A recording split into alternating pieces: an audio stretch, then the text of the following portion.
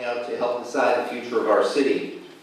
As you can see, there is a stark contrast between the candidates looking to lead our city for the next 3 years.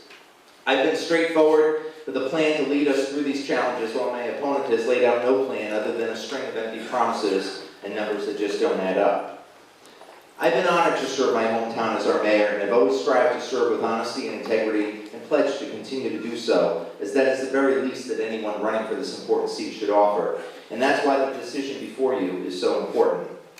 Now, my opponent has talked a lot about strong leadership, and she's had her chance to show her effectiveness over the last 7 years at the State House. But can anyone say that we have anything to show for it?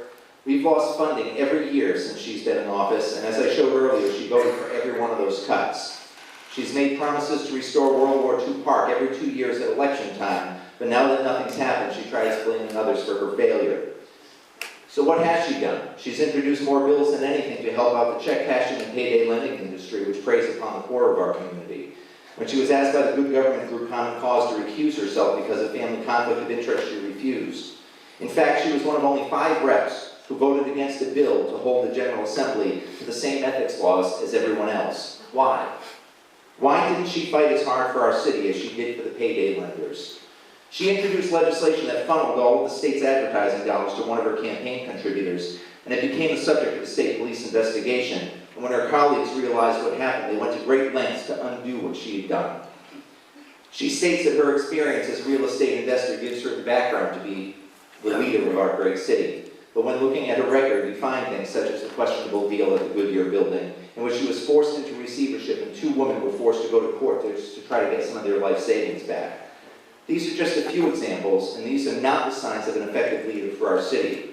Don't just take my word for it. Common Cause, who I mentioned earlier, grades each of our legislators with a report card every 2 years. Rep. Baldelli Hunt failed every time. In 2012, she got a grade of 65.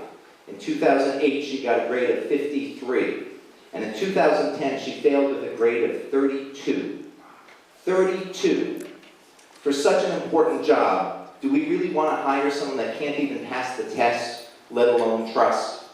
So to all of the people of our great city, I know that times are difficult, and I wish that I had a magic wand to be able to solve everything in one fell swoop. But I can only pledge my hard work, honesty, and integrity to bring the city successfully into the future. We can't sit back and let our city be pushed into bankruptcy by the state. Please stand with me as we fight for our community. I'm not going down without a fight, and neither is our community. As we fight for our people against this push that we've been up against for so long, I ask for your support.